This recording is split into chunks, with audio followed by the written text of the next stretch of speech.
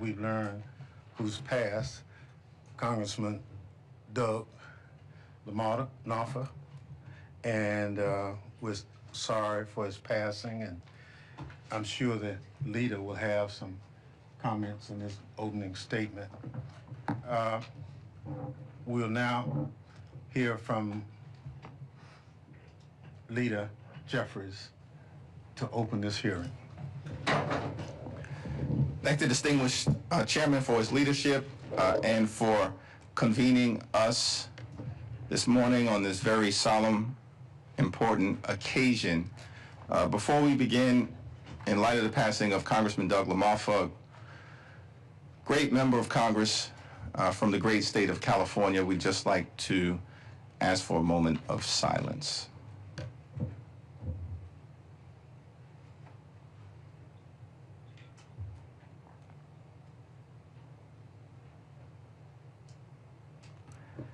Thank you. And thank you all for your presence here today on this solemn anniversary. 5 years ago today, a violent mob incited by Donald Trump attacked the Capitol as part of a concerted effort to overturn the results of the 2020 presidential election and halt the peaceful transfer of power for the first time in American history.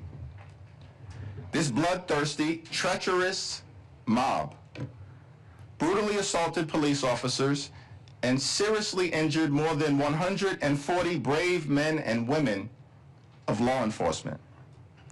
Many have suffered lasting physical and psychological damage. Several tragically lost their lives.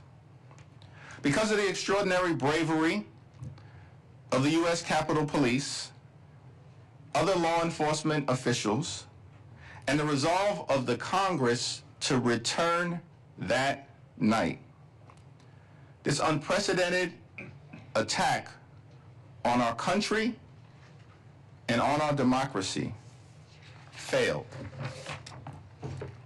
Over the last 5 years, instead of holding those responsible for the attack accountable, Donald Trump and far-right extremists in Congress have repeatedly attempted to rewrite history and whitewash the horrific events of January 6th. We will not let that happen.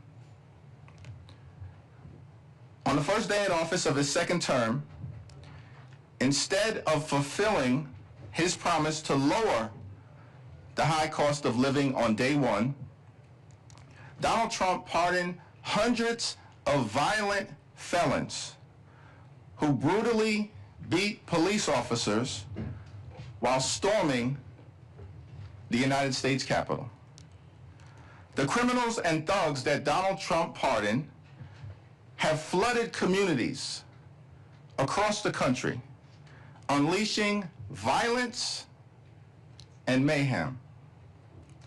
The crimes committed by those rioters before and after the violent insurrection include child sexual assault, production of child pornography, possession of child pornography, rape, conspiracy to murder FBI agents, kidnapping, sexual assault, aggravated robbery, reckless homicide, driving under the influence causing death, illegal possession of firearms, domestic violence by strangulation, burglary, vandalism, grand theft, stalking, violation of protection orders, threatening public officials, and drug trafficking. It's been a Trump-inspired crime spree. Why won't Republicans in Congress condemn this dangerous behavior, an ongoing threat to public safety? They refuse to serve as a check and balance on an increasingly out-of-control executive branch, preferring to be nothing more than a reckless rubber stamp for Donald Trump's extreme agenda. The January 6th violent attack on the Capitol that took place 5 years ago today was shameful then, it is shameful now, and it will be shameful always and forever. We must continue to learn from what happened on January 6th in order to make sure that it never happens again. We must protect our free and fair elections. We must protect the peaceful transfer of power. We must protect the preeminence of the rule of law. And we must protect the eternal commitment to a democratic America, which remains the last best hope on earth. It is now my honor to yield to the distinguished gentleman from the great state of Mississippi, the once and future chair of the Homeland Security Committee and the chairman emeritus of the January 6th Select Committee, Congressman Benny Thompson. Thank you so much, Leader Jeffries.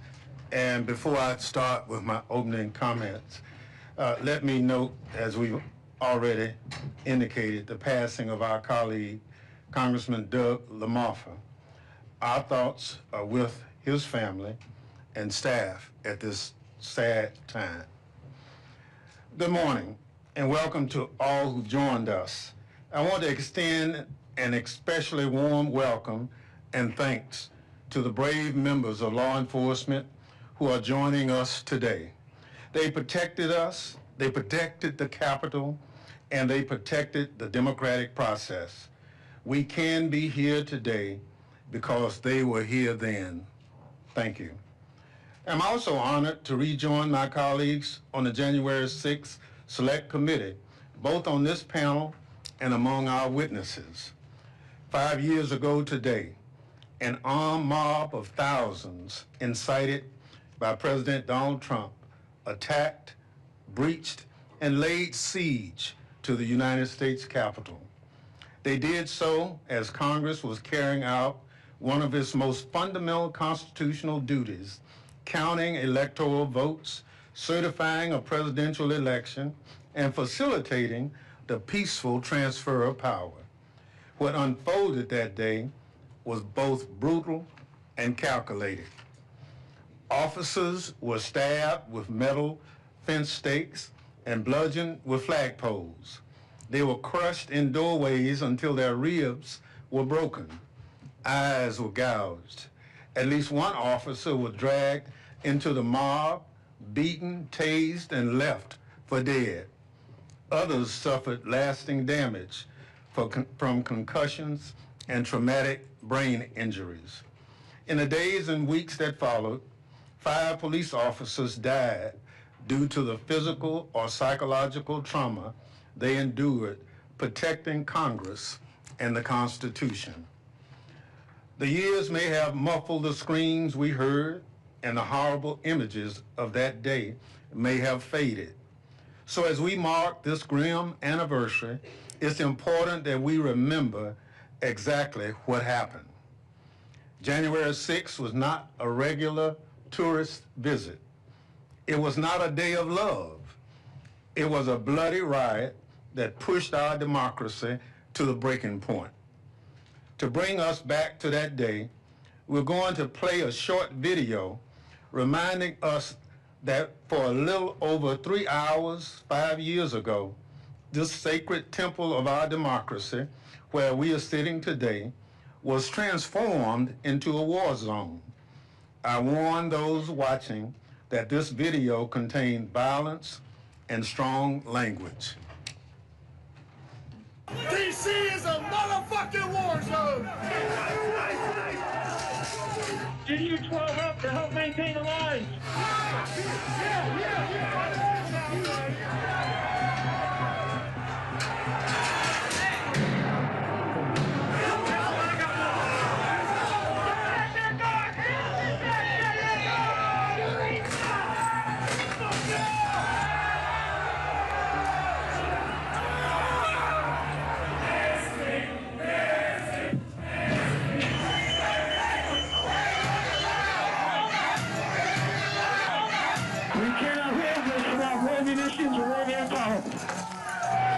6 and we lost the line.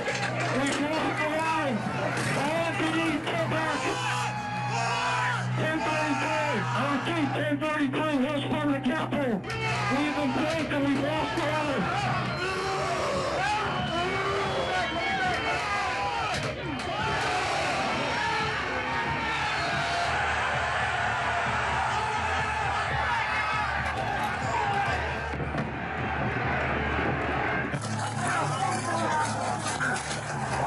I was invited here by the president!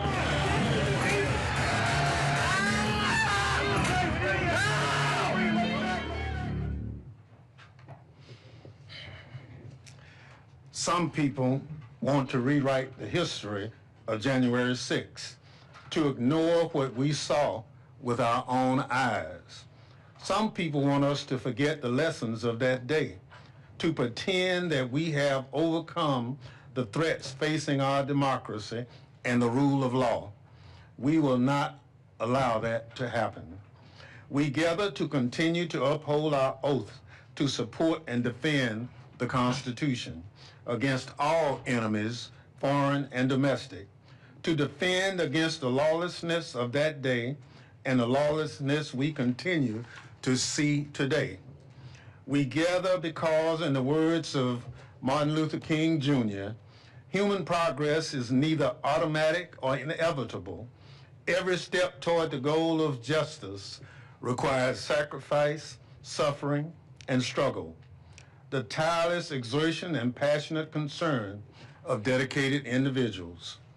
5 years ago, police told us to remove the lapel pins that identify us as members of Congress, so we would be less likely to be attacked by the mob that was desecrating our Capitol. I did not take my pin off then, and I'm still wearing it today, because the work we do mattered then and continues to matter today. The rule of law and our oaths continue to matter, especially as we see Donald Trump pardon those who were charged or convicted in the January 6th attack, engage the military abroad while passing Congress, tears down the White House, shutter whole government agencies, order mass goons to round up and deport U.S. citizens, and unlawfully put his name on a memorial to a better man. The bipartisan January 6th Select Committee, which I was privileged to lead, was charged with uncovering the facts, circumstances, and causes of what happened on that awful day, and to ensure it never happens again. It was one part of ensuring our constitutional republic could withstand President Trump's repeated attacks, and it offers lessons for today. One such lesson was seeing how important it was for officials, most of them Republicans, to put their country over their party. They remembered their oath was to the Constitution and not to one man. And we need to remember that lesson today, because 5 years on, the danger has not dissipated. President Trump still refuses to acknowledge that he lost the 2020 election. Many who promoted or litigated his big lie have been rewarded with powerful positions. Dozens of nonpartisan career prosecutors and FBI agents who worked on January 6 cases have been summarily fired. State election officials who stood up to the Trump pressure campaign have been faced with threats and retaliation. The Department of Justice has become an instrument for retribution. The message is clear. Uphold the rule of law and you will be punished. Only loyalty to one man will be rewarded. Violence in service of Trump is above the law. Remembering January 6th is not an exercise in partisanship. It's an obligation to those who have sacrificed for this country and all those who will in the future. Democracy depends on the courage of those who will defend it and on our willingness to hold accountable those who wish to destroy it. Today's forum is another step toward the goal of justice, another way of honoring our oaths, another way of showing that our constitutional republic is bigger and stronger than its enemies or one man. This morning, we'll hear from some of those courageous defenders of American democracy. I look forward to their testimony and to the hard work of preserving the truth, upholding the rule of law, and giving us a roadmap to ensure what happened 5 years ago never happens again. Now I'm happy to recognize my former Select Committee colleague and the ranking member of the Judiciary Committee, the gentleman from Maryland, Jamie Raskin. Well, thank you kindly, Chairman Thompson. Welcome to all of our witnesses. Welcome to all of the members who joined us. William Faulkner once said, "The past isn't dead, it isn't even past." But Speaker Johnson would love to kill the past, indeed the very recent past. Republicans today are observing this solemn anniversary by doing exactly nothing. They've even refused to hang up the plaque which a bipartisan congressional majority voted to put up to honor the officers who defended the Capitol and the peaceful transfer of power and the vice president on J6. So it's been 5 years since January 6th. It's been 3 years since that plaque was supposed to be put up, but they still haven't put it up. It took them 24 hours to put up a new plaque allegedly changing the name of the Kennedy Center to the Trump Kennedy Center. 24 hours, and that was illegal. That's like graffiti that was put up on the Kennedy Center building. They have a legal requirement to put it up, and I call on Speaker Johnson to put it up today. It's gathering dust in a closet somewhere. Thank you, Leader Jeffries. Thank you, Chairman Thompson, for not surrendering to the Orwellian project of forgetting, but rather insisting that we remember. Long after we are all gone, future generations will speak the names of Hodges and Dunn, Gunnell and Fanone, Sicknick and Pingen.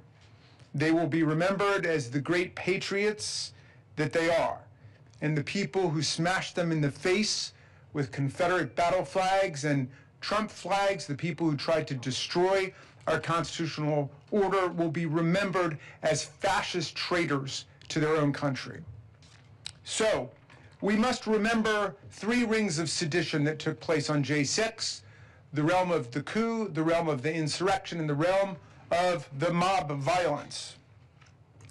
The coup was anchored in months of the big lie. Trump claimed to have won an election. He lost by more than 7 million votes, 306 to 232 in the Electoral College. He needed to get MAGA followers to simply disregard reality and facts and dismiss more than 60 federal and state court decisions that had rejected every claim of electoral fraud and corruption that they advanced in courtrooms across the land. This was critical because the president understood that lies would be the fuel for violence. As Voltaire said, anyone who can make you believe absurdities can make you commit atrocities. Well, the coup depended also on coercive pressure campaigns, trying to force state election officials to just find me 11,780 votes. Coercive pressure campaigns to get DOJ to endorse the false claims. Just say the election was corrupt and leave the rest to me and the Republican congressman. The recruitment of counterfeit electors, the plot to bully Pence into rejecting electoral college votes from swing states and either just declare Trump president or kick the whole thing into a contingent election in the House. So that was the coup part of the operation. The second layer out, the realm of the insurrection, was the Proud Boys, the Oath Keepers, the 3 percenters, the muscle.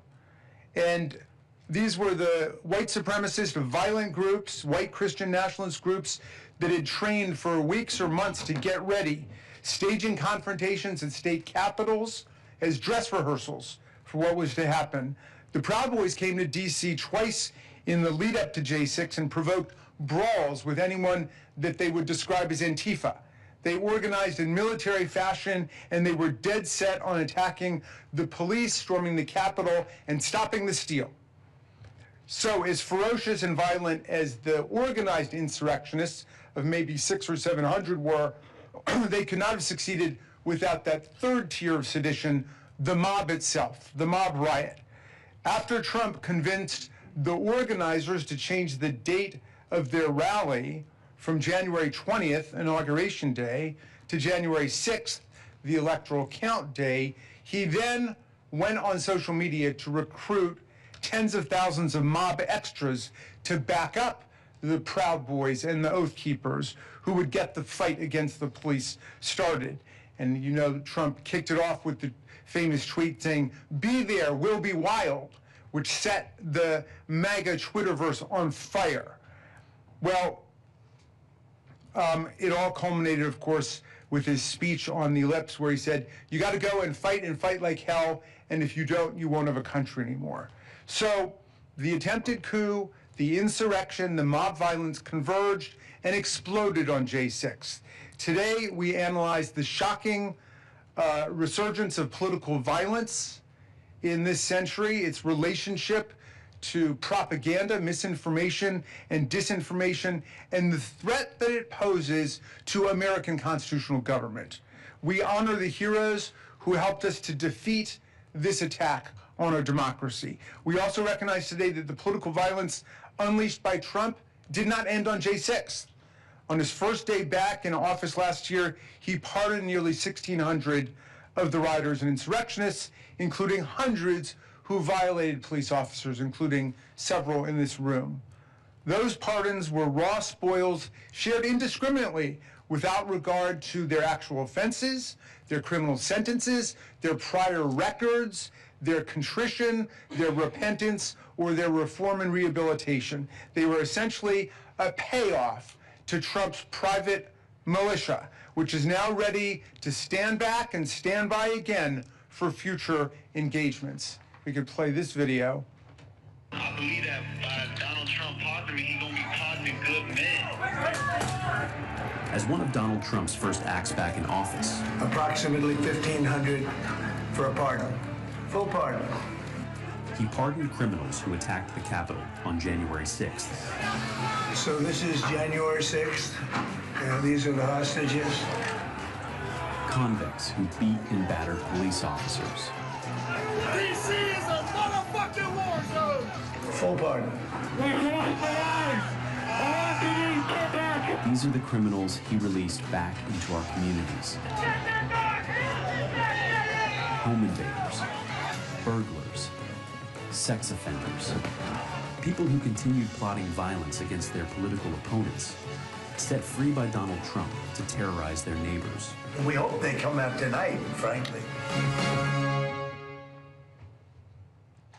They pose a serious threat to public safety. As we show in a report released by House Judiciary Dems this week, at least 33 pardoned insurrectionists have since committed additional crimes since January 6th, including child sexual assault, terroristic threats, domestic violence, and conspiracy to murder FBI agents. And yet, pardon.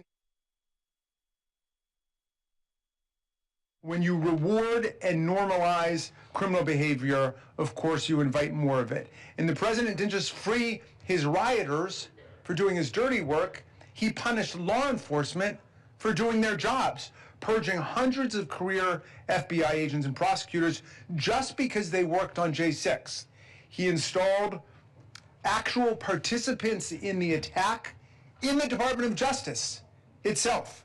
The new U.S. pardon attorney, Ed Martin, tweeted from the Capitol grounds on this day 5 years ago and described the mayhem as Mardi Gras in D.C. His senior counselor at the Department of Justice, Jared Wise, is another J6 defendant captured on body camera footage yelling, "Kill him," 5 different times as police were being attacked right next to him.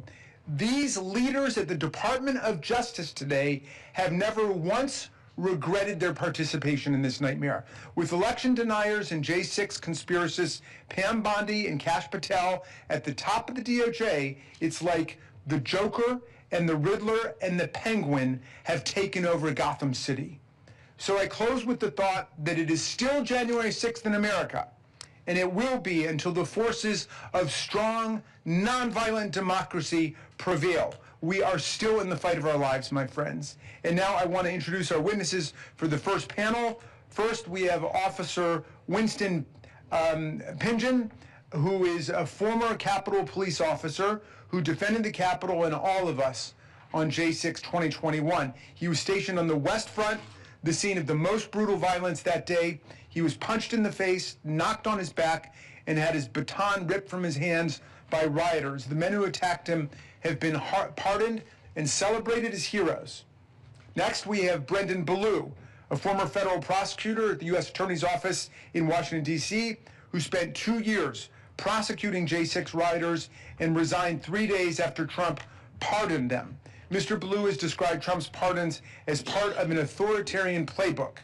Next, we have Mary McCord, the executive director of the Institute for Constitutional Advocacy and Protection at Georgetown Law School, who spent nearly 20 years as a federal prosecutor and rose to become an acting assistant AG for national security. She was among the first to sound the alarm in 2020 that Trump's lies were whipping his diehard MAGA supporters into a frenzy.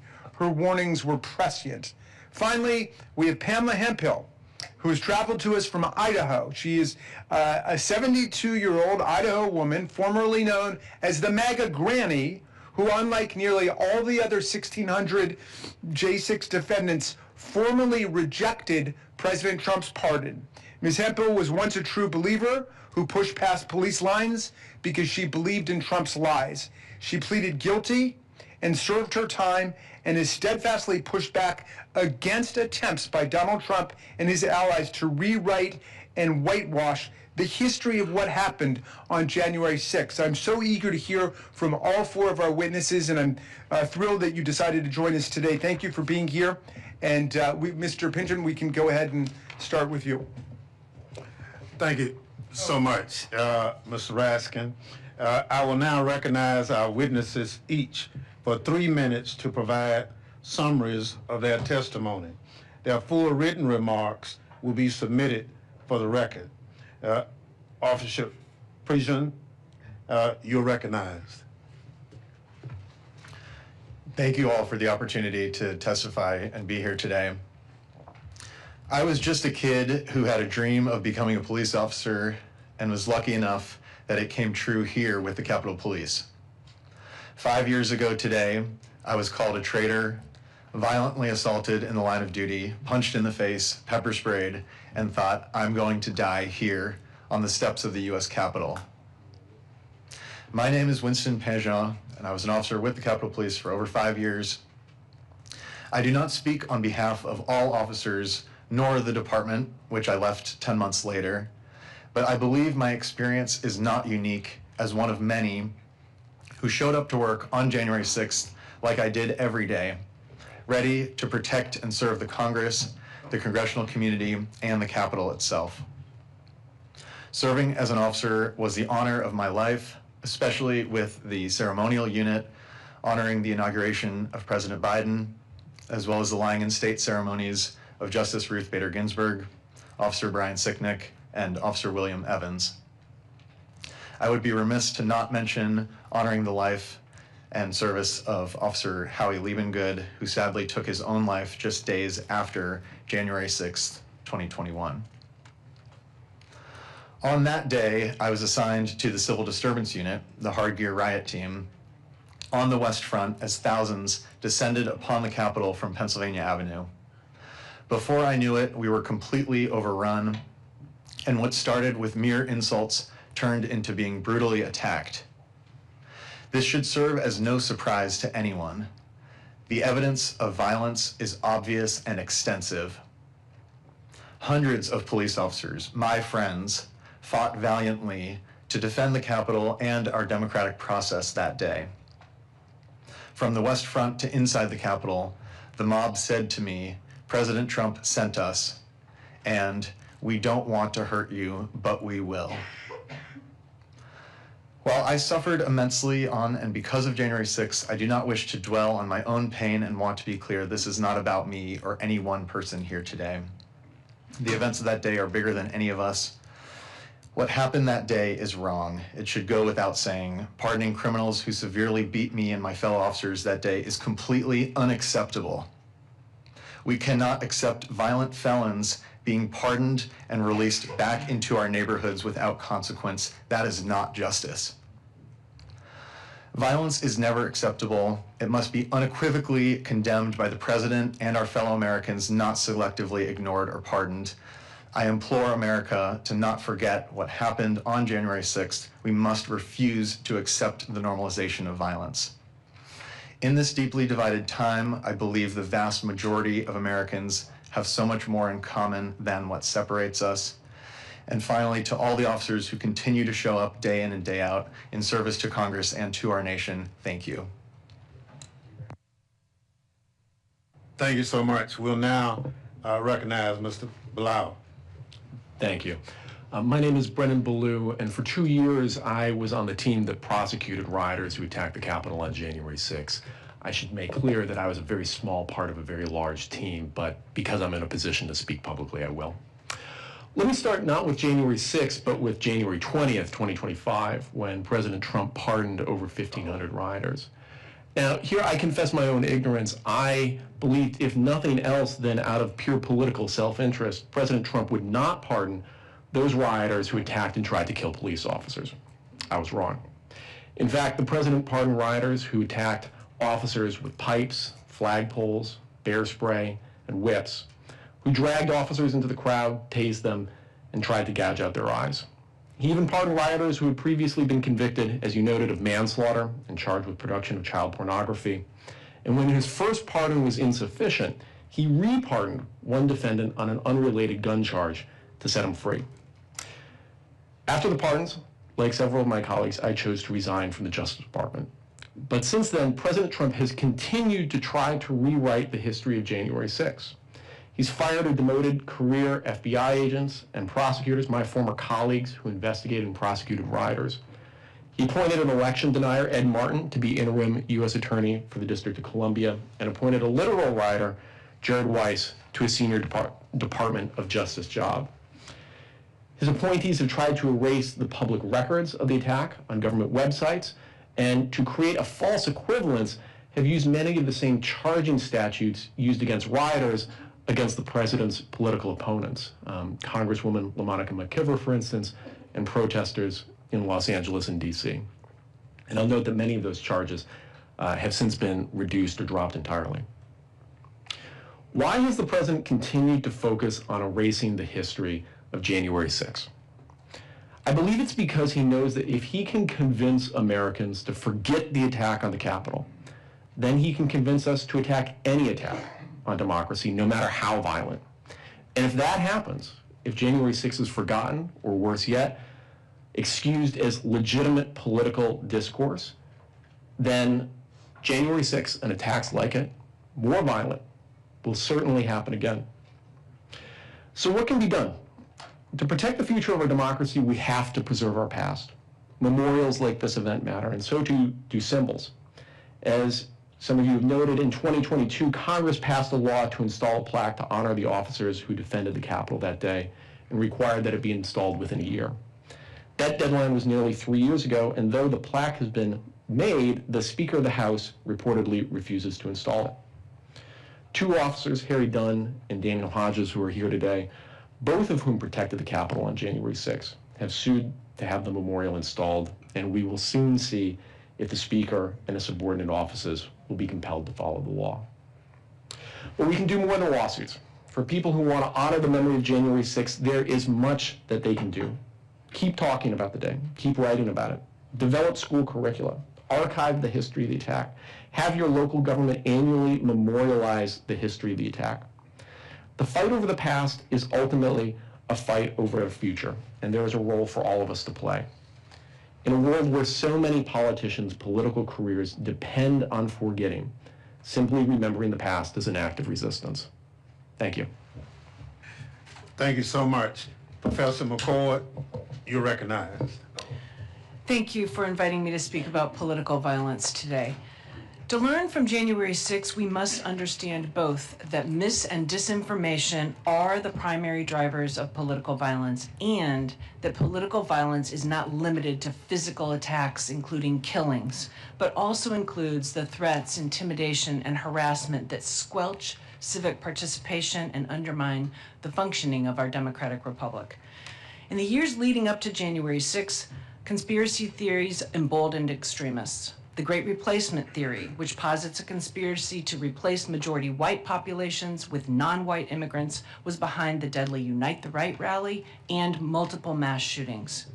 Conspiracies about Democrats taking away Americans' freedoms were behind attacks on state houses during the pandemic.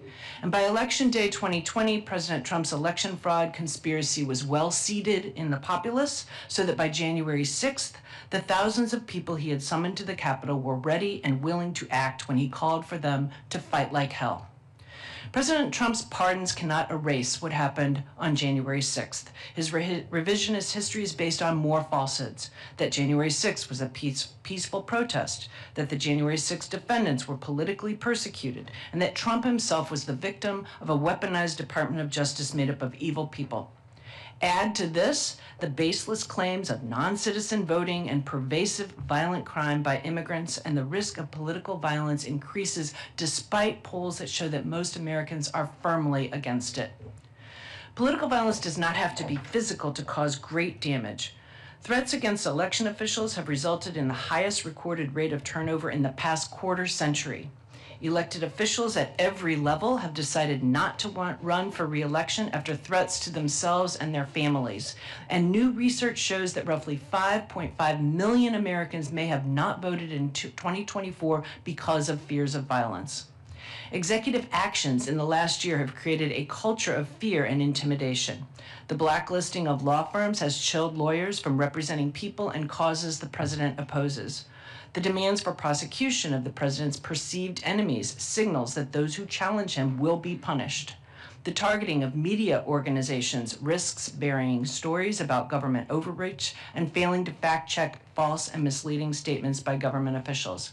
And NSPM 7, the one-sided presidential proclamation directing the federal government to go after those the president characterizes as espousing anti-Americanism, has impacted the crucial work of nonprofits fearful of being subjected to baseless investigations and audits. And there is state-sponsored physical violence as well.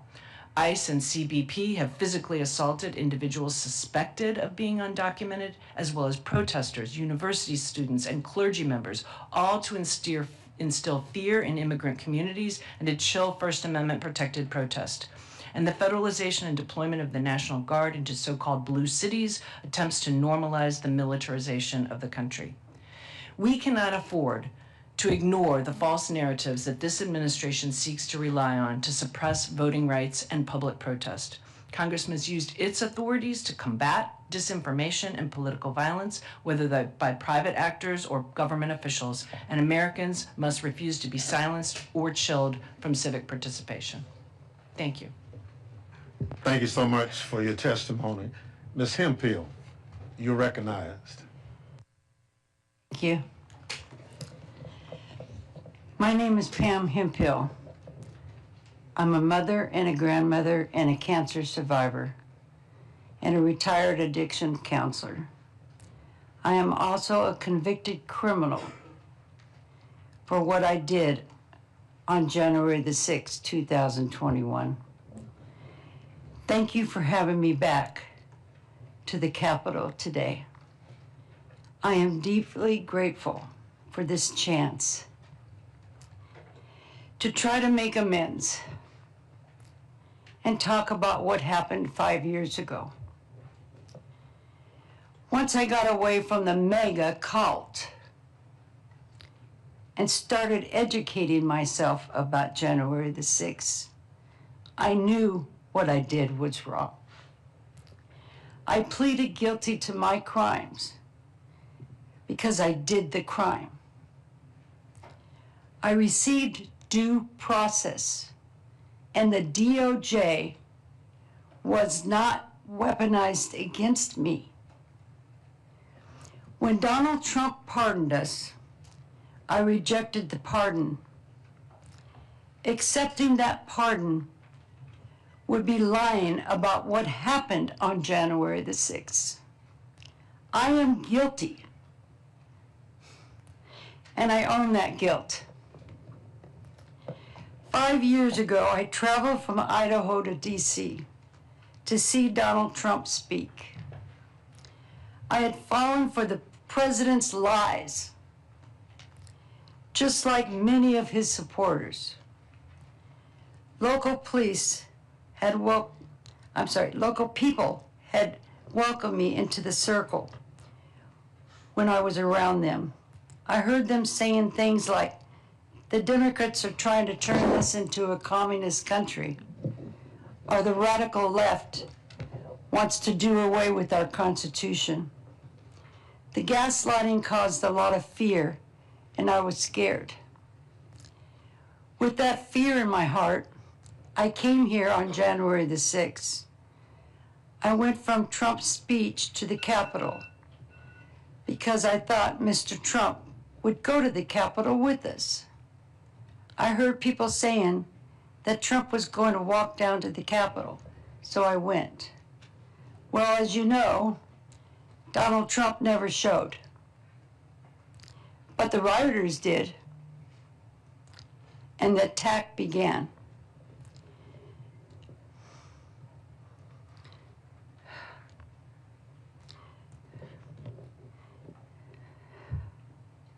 The police officers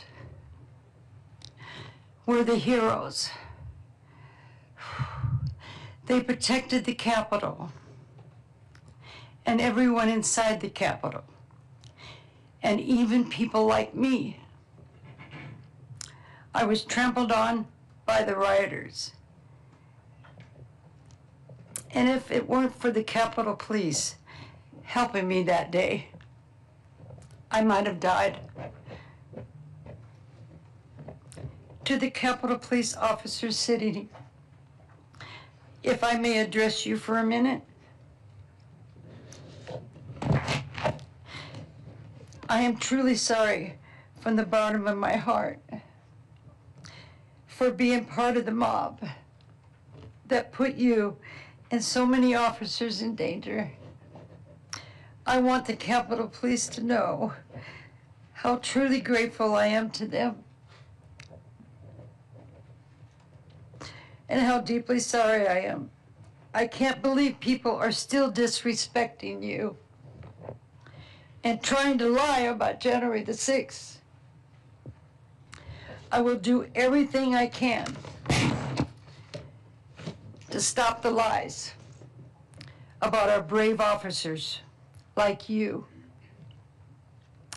who protected us during the attack. Thank you. Speaking about January the 6th has caused a great risk to my personal safety. I have been doxxed online, harassed, and physically assaulted.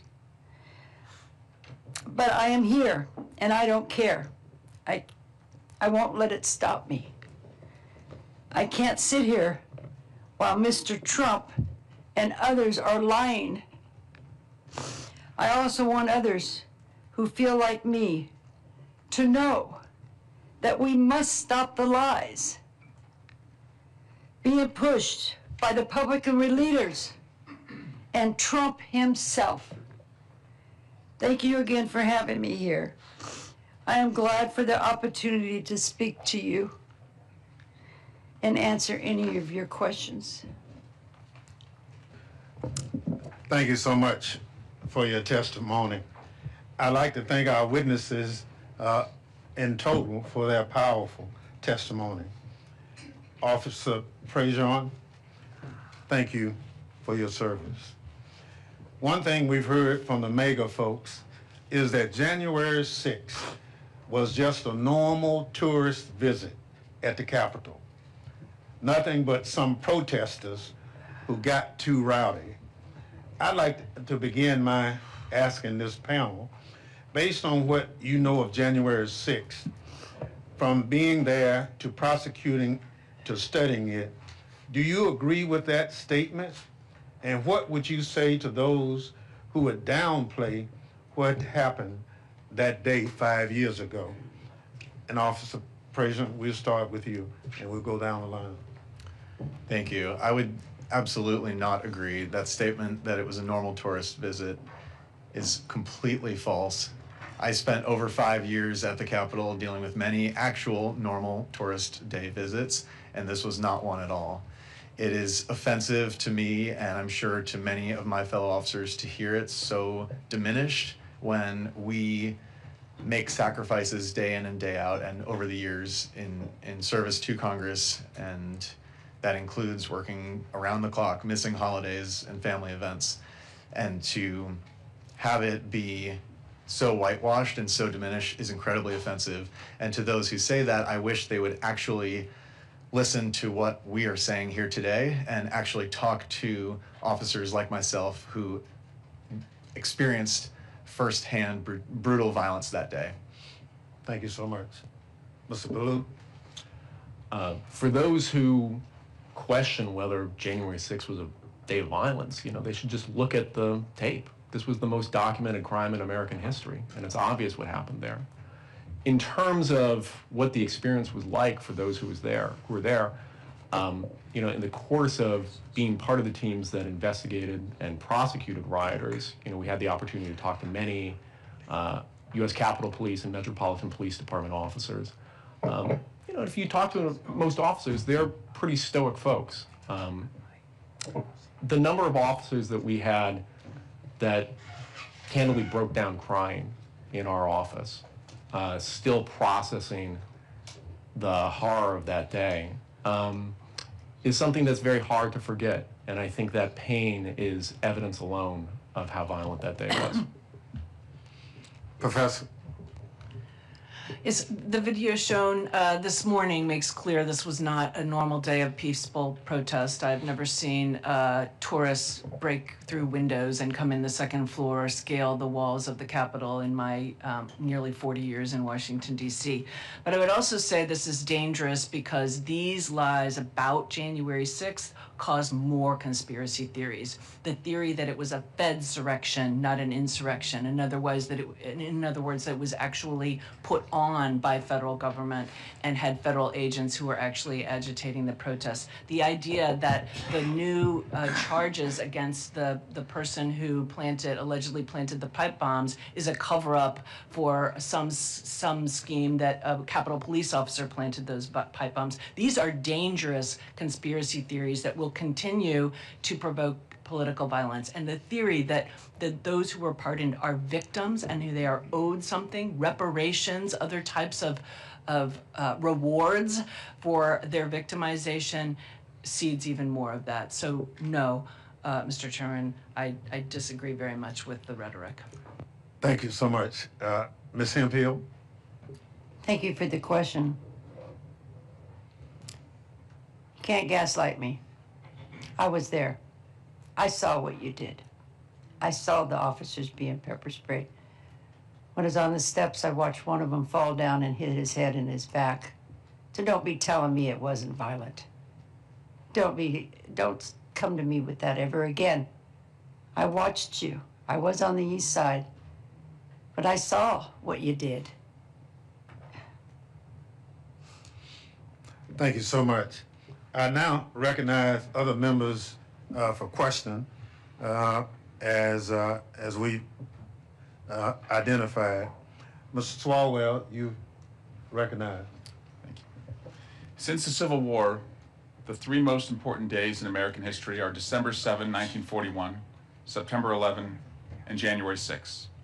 And we don't need the years for the last two because we know what happened. They aren't dates on the calendar, they're scar tissue. And as you just said, Ms. Hemphill, we saw them unfold live and in terrifying detail with our own eyes. But 5 years later, Donald Trump has pardoned the insurrectionists. The steps have been cleaned, the broken glass has been repaired, and because the 22nd Amendment says he can't run again, maybe we exhale.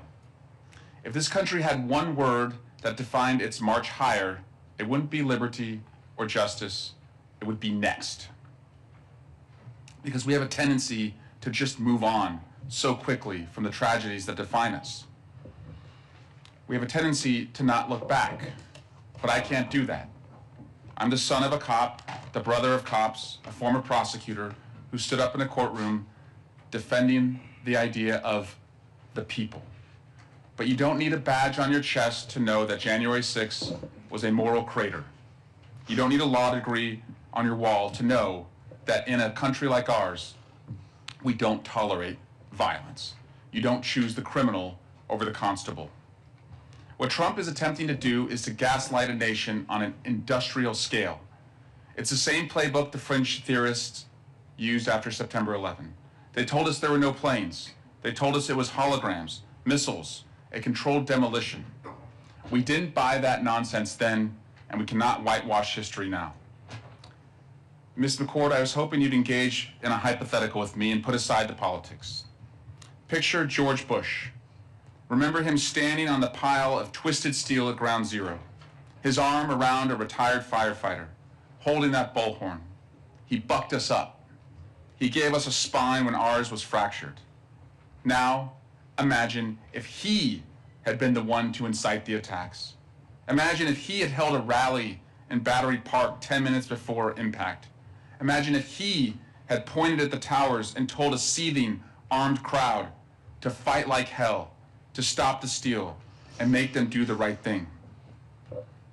Could January 6th have happened if Donald Trump had not called to assemble the mob? I think that it could not, Representative Swalwell, and I think Jack Smith's testimony during his deposition recently makes that very clear. The evidence amassed about what Donald Trump knew, how many people, Republicans included, had told him there was no fraud in the election that's significant enough to change the results. His own attorney general had told them that. He called the crowd knowing that they responded to his dog whistles. And when he knew there was violence, when he knew that his own vice president was in danger, dire danger, that the mob had erected a gallows and said, hang Mike Pence, he let things continue and continued to let things continue. And according to Jack Smith's testimony the other day and the indictments, even the night after, the night of January 6th, he was still agitated. And we know that because 5 years later, he continues to propound those lies. I don't think, just for the record, George W. Bush would have ever said anything like that. Whatever policy disagreements those in this room may have with him, he is a man of integrity who would have never done such a thing. Agreed. And on January 6th, what you just described is what happened. That's reality. It's important that we tackle the future. More than ever, it's coming at us at a breathtaking speed. But if we don't acknowledge a past wound, it stays poisoned. If we don't right these wrongs, we don't just get a repeat of January 6th, we get January 7th and 8th. And the country we are barely holding on to now will slip forever through our fingers. It doesn't matter who you voted for. Our job, our civic sacrament is to reject the comforting lie, even when it comes from our friends, as Pamela Hemphill has told us. So we remember, we don't look away. We treat the day with the same reverence, the same sorrow, and the same resolve as the day the towers fell. Because the moment we forget is the moment we, as a country, also fall. And I yield back. Thank you, gentlemen. Time has expired. We now recognize for 3 minutes the gentleman from Maryland, Mr. Raskin. Thank you, Mr. Chairman. Ms. Hemphill, thank you so much for joining us today. Pardons are supposed to be reserved for people who are contrite, who are repentant, who have paid their debt to society and are reformed and are no longer dangerous to society. On those standards, you may be the only one of the J6 insurrectionists who actually deserves a pardon, and yet they all got pardons and accepted them. You were granted a pardon as part of the en masse action, but you decided not to take it. Can you just elaborate a little bit further why you decided not to take the removal of the criminal record? Thank you for the question. I do not deserve a pardon for what I did on January the 6th. I deserve to finish my sentence. I broke the law. To me, taking a pardon would be a slap in the Capitol Police's face. It was wrong that day, and you don't take a pardon for when you broke the law. No, ever. I'm sorry, I just get so angry. Well, I was not aware, we've spoken before on the phone, but I was not aware that you had suffered harassment and that people were attacking you in the wake of your announcement. I wonder if you would just say a further word about that.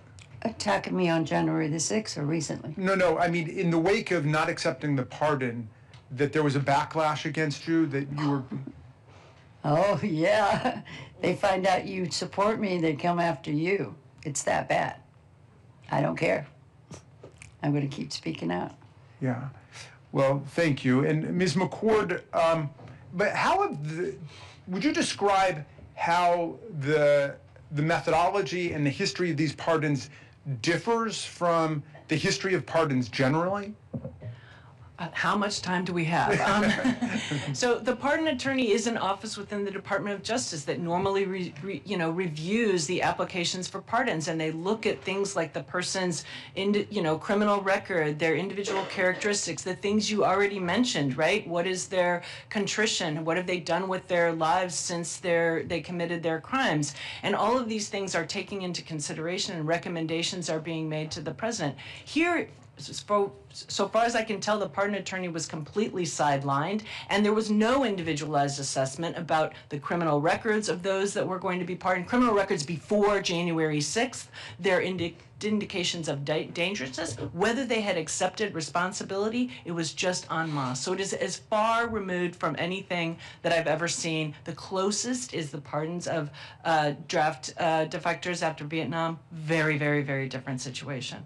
Thank you. I yield back, Mr. Chairman. Thank you very much. Gentleman yields back. Chair recognizes the young lady from Washington for 3 minutes, Ms. Jayapal. Thank you, Mr. Chairman, and thank you, Leader Jeffries, for holding this very important hearing. Mr. Panjone, I want to just start by saying thank you so much from all of us who were here. We deeply appreciate your bravery, your sacrifice, and that of all the law enforcement officers who protected us and protected the Capitol that day. Ms. Hemphill, I want to thank you for your very honest and moving testimony, and I hope that it inspires others across the country to do and say what you have said. I think it's incredibly important. And I want to focus my few minutes on the toll on our democracy with Mr. Ballou and Ms. McCord. When I questioned Jack Smith recently, Special Counsel Jack Smith recently, about the toll on our democracy if we do not hold those who try to steal an election accountable, he described it as catastrophic. Mr. Ballou, can you talk about the effects of these pardons, not only on January 6th defendants' actions going forward, but on Trump supporters more generally? Yeah, I think that there are two concerns here with the January 6th pardons specifically. You know, with the mass pardons of January 6th rioters, particularly the violent ones, I think the clear message here, probably the intent and certainly the effect of the pardons, was to empower a group of people who were loyal to the president, willing to enact violence in his name, but quite literally beyond the reach of the law. Immediately after the pardons came out, you know, a number of rioters made statements saying that they were going to get retribution or revenge. Some said that they were going to immediately buy guns. It's clear what the effect of being told that the law doesn't apply to them is having on these rioters. But I also think that the January 6th pardons fit into a broader narrative of what's going on with this administration, that if people are sufficiently loyal and willing to support the president, either in words or financially, they will be put beyond the reach of the law. You know, you look at the extraordinary donations, for instance, to the Trump Inaugural Committee, people giving $1 million to have their SEC or CFPB investigations dropped or their criminal prosecutions dropped. I think it means that, quite literally, for a certain group of people right now in America, the law does not apply to them. Ms. McCord, I want to ask you what this does for public safety. I'm deeply concerned that the total lack of accountability here puts our country at risk of another January 6th or something much, much worse. Do you believe that we can deter future insurrections like what happened 5 years ago when the president has pardoned all of these people?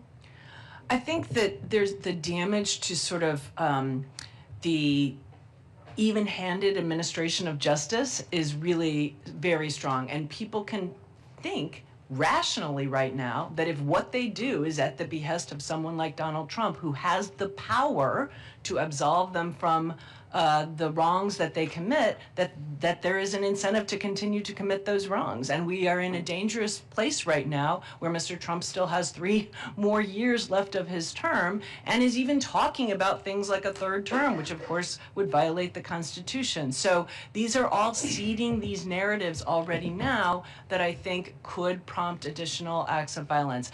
I don't think this Capitol could be attacked the way it was before because of what has happened since January 6th. But that does not mean that there can't be other, similar acts of violence elsewhere.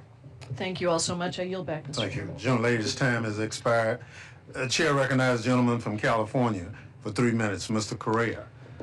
Thank you, Mr. Chairman. I also want to thank our witnesses for your bravery for being here today, testify to make sure we don't forget January 6th.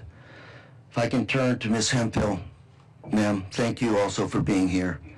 If I can ask you some very quick questions. Do you believe in God? Thank you for the question. Absolutely. Are you a God-fearing person? Yes.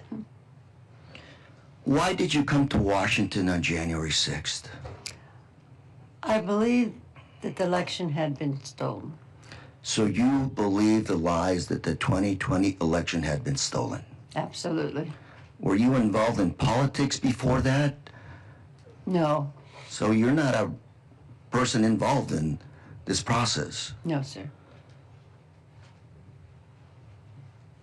You pled guilty to a crime committed on January 6th. Why did you plead guilty? Because I was guilty.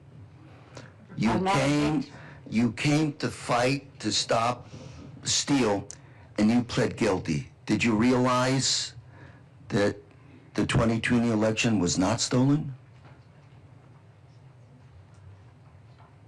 At the time I pleaded guilty. Did you serve time in jail? Yeah, 60 days in prison.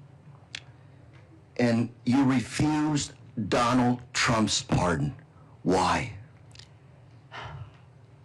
Because it was a lie. January 6th was an insurrection. I broke the law. Police officers were being assaulted that day, were getting beat up. I know, I was there, I watched, I felt it. Yet these police officers also came to your rescue? Yeah, the crowd had knocked me down in front of another officer and stepped on my head, pulled my shoulder, cut my knee, and broke my glasses. I was not breathing. If it hadn't been for the Capitol police officers, I would have died. So these same police officers that were assaulted also saved your life, despite you being one of the rioters. They saved those inside the Capitol and even rioters like myself. What would you say to people watching this today about what's going on in the country? What would you say to them today about whitewashing, about forgetting what happened January 6th? It's wrong. I point the finger, everything, to Trump.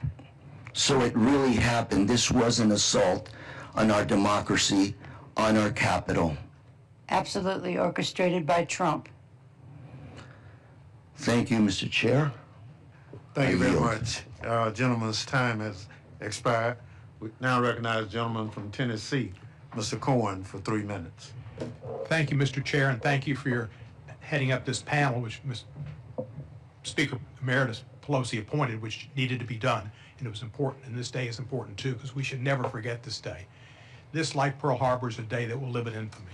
An attack on our country by a man who had been president and was again president. Mr. Blue, as I understand it, you resigned from your position with the Justice Department. How many years had you worked at Justice? 6 years. And why did you resign? Well, it became clear what the president was going to do to the Department of Justice, and then it was a question about whether you could be most effective at resisting sort of the illegal actions, or at least unjustified actions, that the president seemed to be pursuing, whether you could do so most effectively inside or outside of government. It became clear to me that given that this administration was so willing to fire people that opposed it, that there was very little point, as I saw it, to staying in government, and instead I would be most effective outside. Many of the people in Justice Department who engaged in the prosecutions were fired or dismissed. What damage has that done to the Department of Justice? It's extraordinary in two ways. The first is just on the level of expertise, that there were senior level prosecutors, ones who were running the Capitol Siege section, the team that prosecuted rioters, who were demoted to entry level jobs, borderline clerical jobs. You simply lost the muscle memory of experienced prosecutors in the office because of those demotions and firings.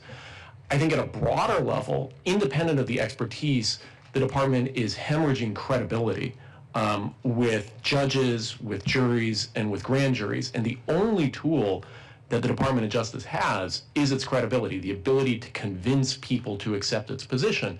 And it is rapidly losing that power. The president has gone after quite a few people on this panel who were on the January 6th committee. Mr. Schiff, who's here, Senator Schiff, he's been targeted for the same kind of situations as the former FBI director and the New York prosecutor. Grand juries refused to indict a couple of people there.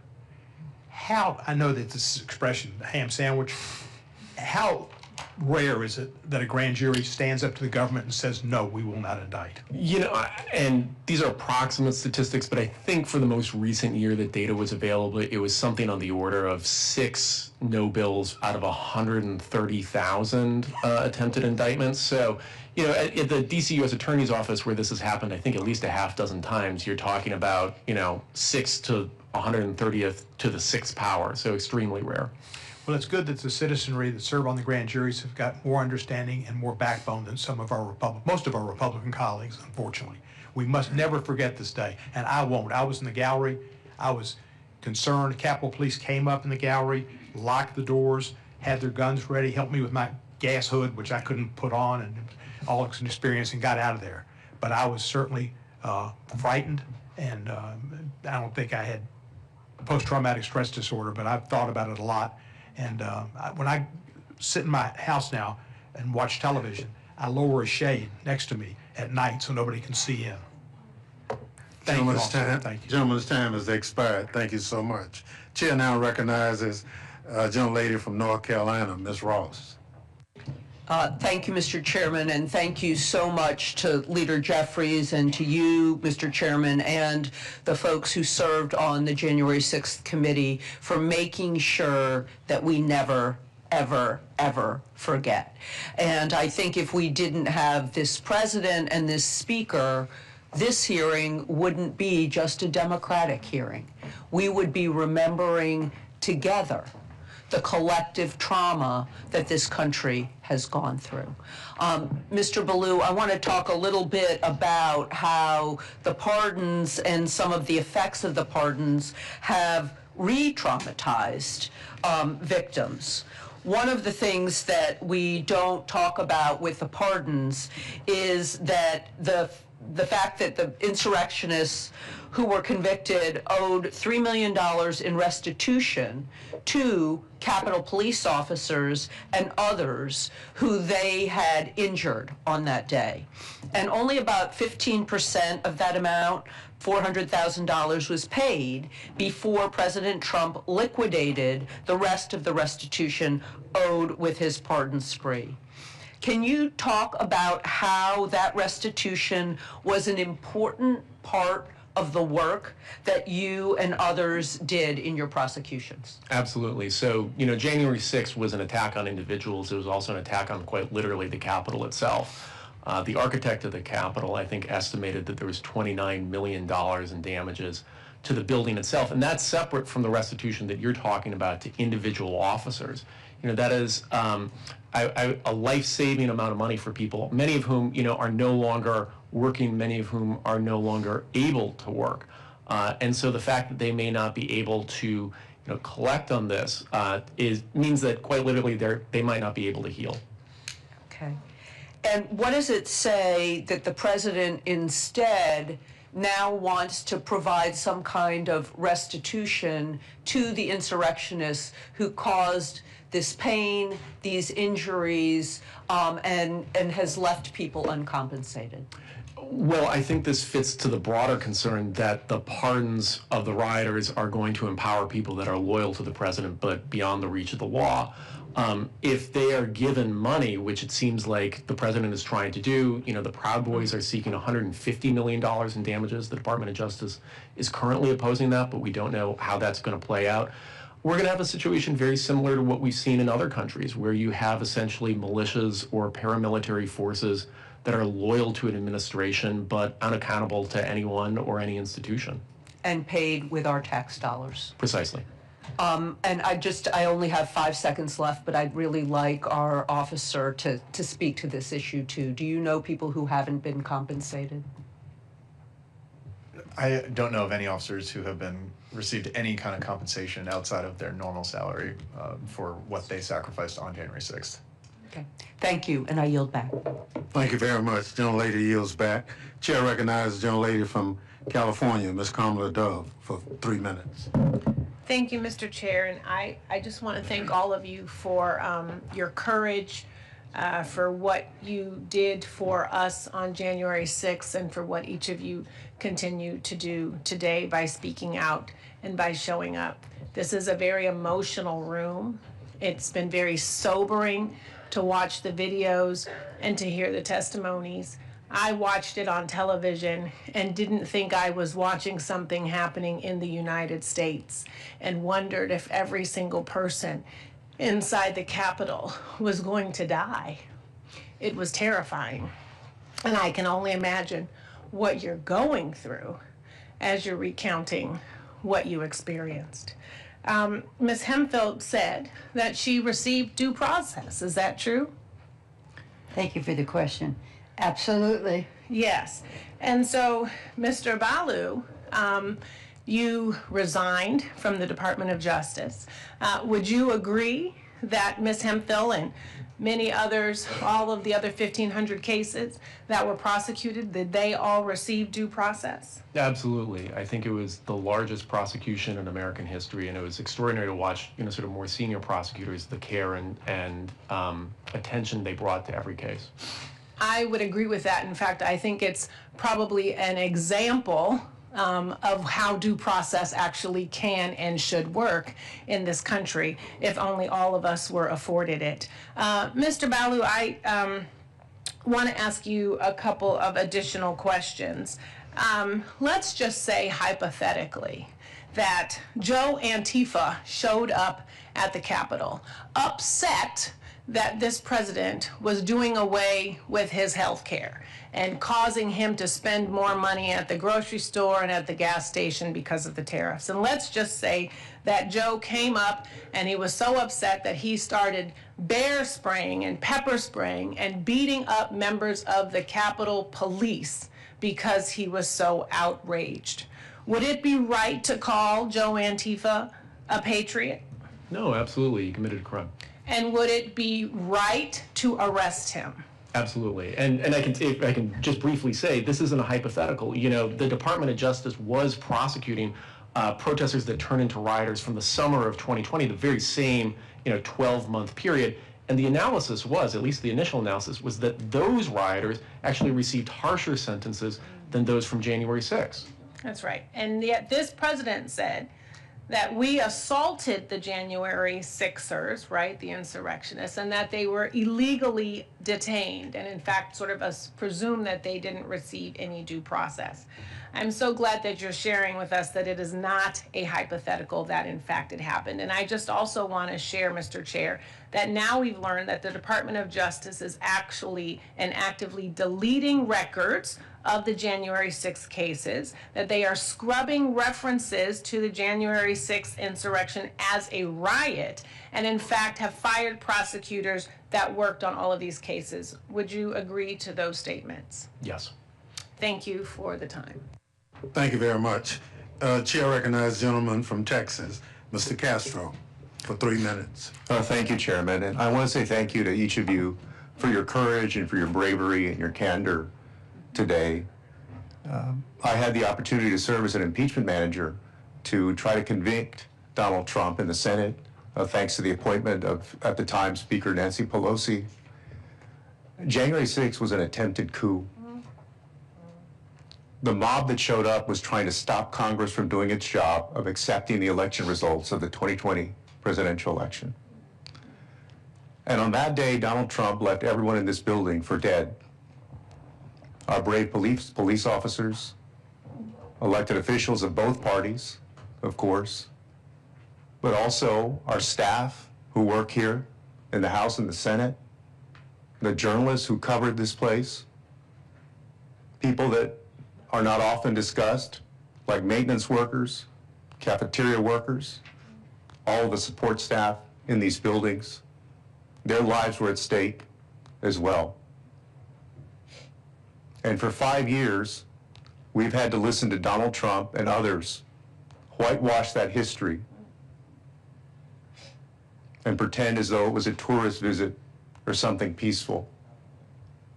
That day was a dangerous day, not just for the people in this building, but for our democracy and our country. So thank you, each of you, for the roles that you played. Thank you, Ms. Hemphill, for the grace that you've shown in accepting responsibility for what you did and also acknowledging the truth of that day and that mob. I wanted to ask you, Mr. Ballou and Ms. McCord, you know, we exist now in a time of social media where misinformation, lies, distortions can become accepted as truth, unlike any other time in human history. And Donald Trump has exploited that. And his hardcore supporters have exploited that. What work remains in making sure that this never happens again in the United States of America? Thank you, Congressmember. You know, one of the problems is that social media and technology companies basically bear no responsibility when it comes to the way their platforms are misused, the way that their algorithms amplify extreme content. And people, unfortunately, many studies have shown if you do not yourself break out of that loop of more and more extremist content, you will just be feeding more and more. So I think one thing for Congress to take under consideration, I know it's a very difficult task, is what to do about the Communications Decency Act. Sure. And I'll just add very briefly, I think, one of the best antidotes to that is the people who were at the Capitol that day speaking out. Obviously, members like yourselves, but the Capitol police officers, including Officers Dunn and Hodges who work here today, I think have shown enormous personal courage. Thank you. I'll yield back, Jim. My name is Adam Villarreal. I was the January 6th defendant. And if I could respectfully ask, why is this committee only composed of Democrats? I'm glad you asked. Because no Republicans participated. You're not part of the thing. You're welcome to be here as a spectator. Thank you very much. Chair now recognizes young lady from Pennsylvania, Ms. Dean. Thank you, Mr. Chairman, and thank our leadership for convening us here in this basement room, crowded in here, because I guess the Republican majority didn't want to see this in a bigger, more open space. As Jamie Raskin said in the beginning, it is still January 6th in America. And that is why we are here, to make sure that we continue to shine a light on the grievous errors of that day and those who perpetrated it, particularly Mr. Trump. I believe that his pardons on the very first day of his second administration was an attempt to pardon himself for all of history. Just wash it away. I didn't do anything wrong. It was a party and they were patriots.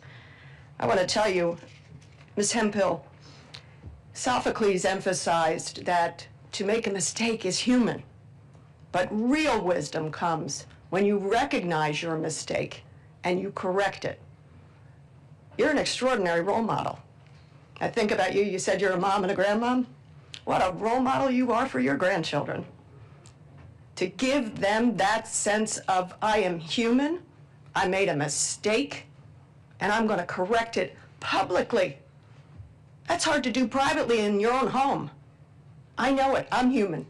I have a hard time admitting mistakes sometimes. I just want to tell you, your humility, your courage, I pray that it is contagious. May it take over this country, and I thank you for it. Ms. McCord, thank you for your clarity, your guidance. Keep speaking, keep guiding us, and together, we're going to make a difference. Officer Pynchon, thank you so much for your work. How difficult was it for you to leave the service? It was very difficult because I loved my job. I loved being an officer, and I'm so thankful for my years that I had here. I didn't leave only because of January 6th, but it did certainly play a factor. And I think quite possibly had January 6th not happened, I would still be an officer here today. And I thank you and all the officers. We have seen the faces of so many of you, but every single officer needs to be recognized and thanked, whether they were on duty, off duty. I know so many of you, and you're great people. And finally, I too was here on January the 6th up in the gallery, and Mr. Ballou, I totally share with you the idea that symbols matter. I've actually met with the architect of the Capitol twice and asked that an installation be preserved for all of history.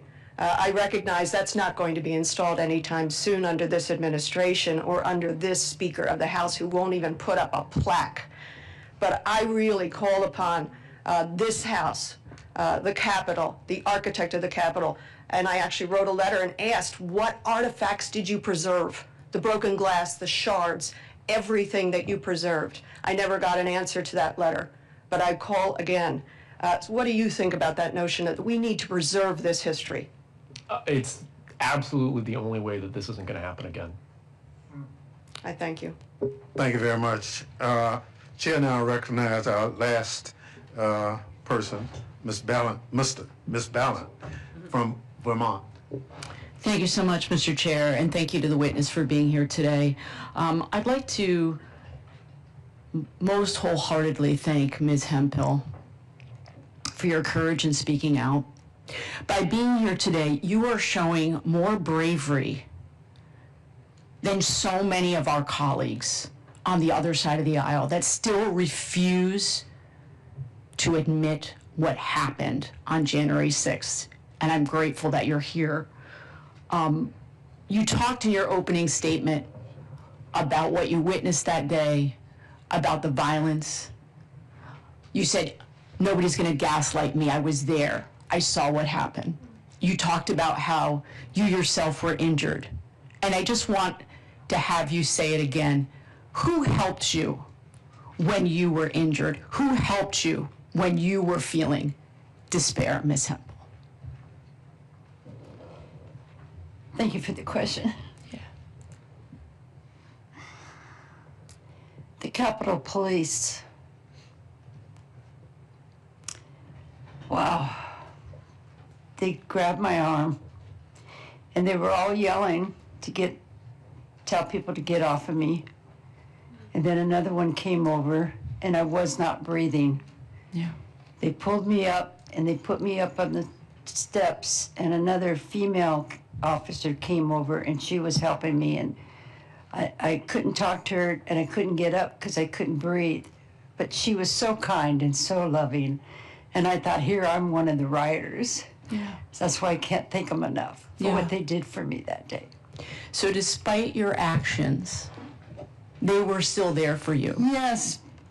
It's extraordinary, isn't it? It's amazing. They are amazing. Yeah, they are. They are. And we're grateful for them every single day when we walk into this building. Absolutely, and they deserve more than they what... do. They deserve so much more than what they have been given by their government. Yeah. And I want to touch for a moment on the fact that you, by being here and by speaking out and by denying the pardon, you are showing everyday courage. And I keep coming back, and I just wrote it down again for myself. Mark Twain said, courage is resistance to fear. It's not mastery of fear. It's not absence of fear. And so you talked about your own fear, right? And coming forward, and that you've been doxxed and you've been harassed and you've been threatened. And yet you still stand so solidly in your conviction that what you did was wrong and that you want to speak out. You want to use this moment to right the wrong and to rewrite history. Can you just talk for a moment about how you found that courage? Because I want other people to find that courage. I find that courage through a God that of my own understanding, because sometimes I don't have it. So I ask him to give me that courage, and he does. Yeah. He stands with me, in front of me, and beside me. But this was about the Capitol Police officers. There's something in me that I can't allow them to not be recognized and to be lied about for what they did for us on that day. How dare you? The Capitol Police and those that lost their life as a result bothers me to this day deeply. And until I can see that plaque get up there, I'm not done. Thank you. Thank you so much. I see my time has expired. Again, thank you so much for being here. We can never forget. I yield back. Thank you very much. Gentle lady's time has expired. Once again, I'd like to thank our witnesses for appearing here today and thank the members for their excellent questions. I now excuse you as witnesses and invite our second panel of witnesses to take their seat.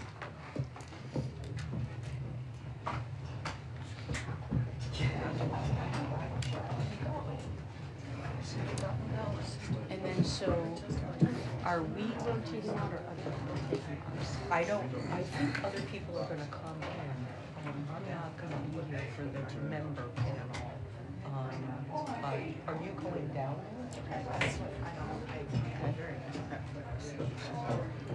I don't know.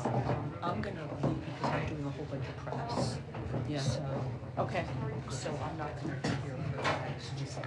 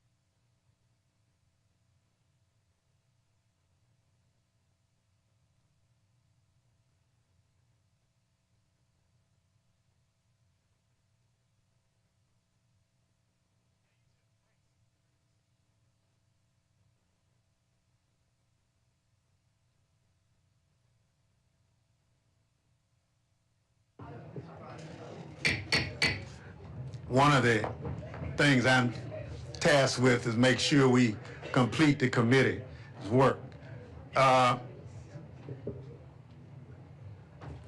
30 seconds.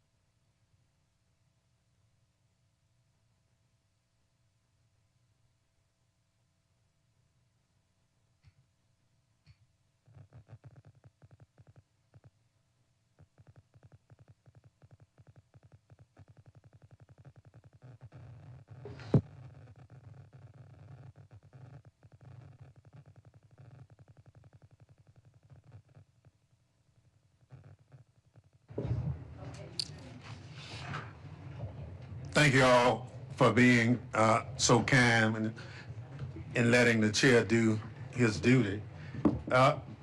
Before I recognize my friend from California, I'd like to offer a special welcome to the Gladys Sicknick, the mother of Officer Brian Sicknick, who lost his life following the events of January 6th. We are also joined by Officer Sicknick's brother, Ken. In addition to that, we are also joined by Irwin Smith, the widow of Officer Jeffrey Smith, who lost his life on January 6th as well. And I'd like to thank you for being here and continuing to honor their memory. I now recognize the gentleman.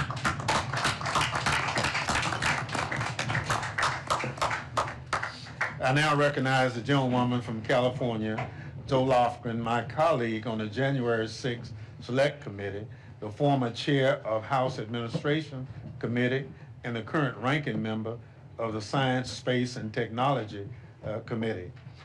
Good morning. Well, good morning, and thank you, Mr. Chairman. 5 years ago today was one of our country's darkest days. It's one of the few dates in history where most people can remember exactly where they were. On January 6th, I was chair of the House Administration Committee and therefore was one of the tellers during the counting of electoral votes for the 2020 election. I stood on the House rostrum with then Vice President Mike Pence and then Speaker Nancy Pelosi as we formalized the election of Joe Biden and Kamala Harris. We'd heard plenty of talk in the days before that many Republican members planned to object to the certification of several states at the behest of President Donald Trump. What we didn't expect was for Trump to summon an armed mob to march to the Capitol, urging his supporters to, quote, fight like hell. He had been feeding them lies for weeks, fomenting their rage, and at 2:11, all hell broke loose. A man had ripped away a police officer's riot shield and broke a window on the Senate side, becoming the first insurrectionist to breach the Capitol, and then they began to pour in. Vice President Pence was evacuated by the Secret Service, avoiding by mere seconds the insurrectionists, many of whom were calling for his execution. On the House side, Speaker Pelosi was pulled out by her detail as members of the mob roamed the halls of Congress yelling menacingly, "Where's Nancy?" Since it was a goal of the mob and Trump, it's a miracle that the vice president and no member of Congress were hurt or killed that day. However, the same cannot be said for the brave law enforcement officers that defended our Capitol on January 6th, and my thoughts are with them and their families, as the pain of this day surely has not faded for them in the past 5 years. In the months that followed, the House voted to form an independent 9/11 Commission-style group that would investigate these attacks. And that passed with bipartisan support in the House, only to be blocked by Senate Republicans. Speaker Pelosi decided then that the House would form its own select committee, and that resolution passed 222 to 190. I sit here today with several of my January 6th committee colleagues, including now Senator Adam Schiff, who had to step away, will be back in a minute, former Representative Elaine Luria of Virginia, and former Representative Adam Kinzinger of Illinois. Our work together was an intense, bipartisan, and collaborative effort. We were focused on getting the truth and then revealing the truth, and I think both our hearings and the final report succeeded in doing that. It was important to us that the information we obtained was accessible to every American, not some dense document filled with DC jargon, but a report where people could easily understand the magnitude of the January 6th attacks and what led up to that day. January 6th each year serves as a somber reminder of how fragile American democracy is and how close we came to losing it. This year is especially grim, as it is the first year in which insurrectionists are walking free thanks to President Trump's blanket pardons.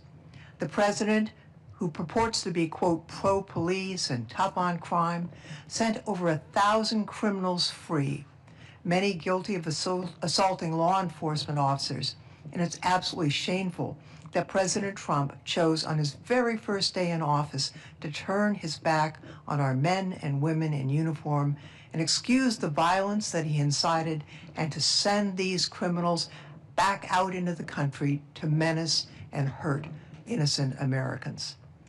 Let me just have this one last thought. No matter how much President Trump and his allies seek to rewrite the past and cover up this stain on our history, the American people remember. With over 1 million documents and hundreds of hours of footage from our investigation, it is one of the most documented crimes in American history. And there's no doubt about who was the most culpable for that terrible tragedy. January 6th was about Trump illegally attempting to seize power, and as president, he continues to aggressively exercise power to the detriment of the American people. For example, his use of tariffs, which is hurting the pocketbooks of Americans all across the country. I think it's important that we see January 6th for what it is, an illegal effort to overturn the Constitution so Trump could have unlimited power. I'd now like to introduce the panel of my fellow January 6th committee colleagues. The Honorable Elaine Luria represented the southeastern Virginia in the House. Before she was a member of Congress, she served as a surface warfare officer in the Navy. She retired as the rank of commander. She is served with such distinction here in the Armed Services Committee and showed her patriotism not only as an officer in the Navy, but as a member of Congress and a member of our January 6th committee. I'm also happy to introduce former Representative Adam Kinzinger. He served in the Air Force as a pilot for 2 decades. He earned 6 Air Force medals before retiring at the rank of lieutenant colonel, and he showed his patriotism in this House by putting country over party and worked very hard as a member of the January 6th committee, and it's wonderful to see him again. And I'll introduce Adam Schiff, who I understand will be back in just a few minutes. Adam served in the House for many, many years. He served as the chair of the Intelligence Committee during the January 6th events, and he was respected so much for that service that he was elected California's junior senator and serves with distinction representing my constituents in the United States Senate. So with that, Mr. Chairman, I yield back. Thank you, Ms. Lofgren. I'll now recognize our witnesses for 5 minutes to provide summaries of their testimony. Their full written remarks will be submitted for the record. Representative Luria, you're recognized. Thank you to Leader Jeffries, Representative Thompson, and my former colleagues from the Select Committee. I'm grateful to be back in the Capitol. But unfortunately, what brings us together today is the somber remembrance that 5 years ago, the Capitol and our democratic process were under attack by a mob summoned by President Donald Trump. As a retired naval officer who served 2 decades in uniform, I first took the oath to support and defend the Constitution against all enemies, foreign and domestic, at the age of 17 when I entered the United States Naval Academy as a midshipman. And then again as a member of Congress, as we all do. My service has been to this country and to the Constitution. My focus this morning will be what the Select Committee exposed about Donald Trump's failure to uphold his oath, which states to the best of his ability to preserve, protect, and defend the Constitution of the United States, and his dereliction of duty as Commander-in-Chief, and furthermore, how this has persisted during his second term in office. President Trump's failure to act to end the violence that day, his rewriting and whitewashing of history, and his mass pardons of January 6 rioters, literally transforming hundreds of convicted and violent criminals into political martyrs and folk heroes, has served to undercut the rule of law and in turn weakened our democratic institutions. Veterans of our armed services know firsthand the leadership that is required in a time of crisis, urgent and decisive action that puts the country first. But on January 6th, when lives and our democracy hung in the balance, President Trump, as Commander-in-Chief, refused to act because of his selfish desire to stay in power. Think about what we saw on January 6th. Undeniable violence at the Capitol, the Vice President being evacuated to safety by the Secret Service, senators running through the hallways to escape the mob, law enforcement valiantly defending the Capitol against brutal attack. As Commander-in-Chief, President Trump was oath and duty bound to protect the Capitol. But for over 3 hours, as Adam and I in our hearing described in detail, for 187 minutes, he disregarded the advice and pleas from his closest staff and his own family members to take action, to simply speak the words necessary to stop the violence and send the rioters home. And furthermore, when he spoke, he addressed those who instigated the violence with words of solidarity. He said, "I know your pain. I know you're hurt." He doubled down on the stolen election claims and then finally said, "I know how you feel, but go home and go in peace." President Trump also bears responsibility for the extreme delay in the DC National Guard arriving at the Capitol until after the violence had largely subsided. The DC National Guard is unique.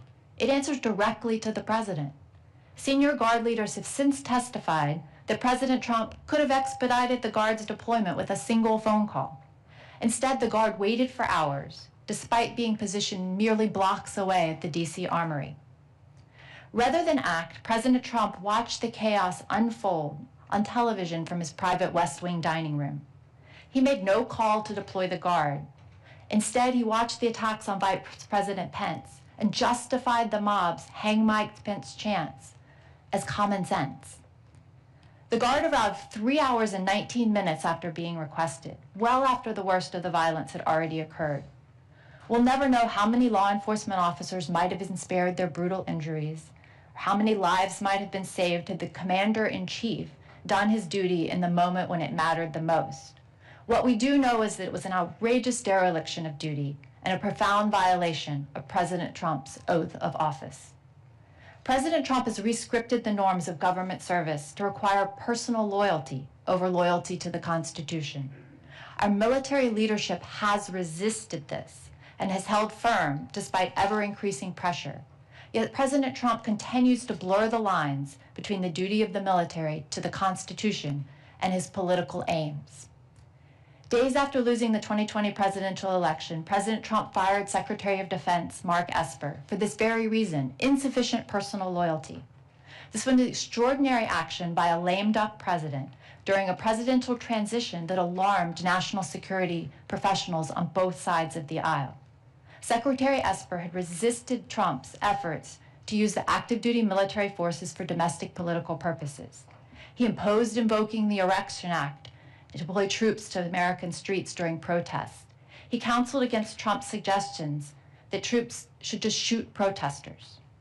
Since resuming office, President Trump has again politicized the armed forces, opening a baseless investigation into the former chairman of the Joint Chiefs of Staff, Mark Milley. He and his administration purged senior military leadership and fired the service branch's top lawyers, simply deeming them roadblocks. He threatened to recall a sitting U.S. senator to active duty to be tried for claims of sedition under the Uniform Code of Military Justice. This is an extraordinary step to weaponize DOD against a member of the legislative branch.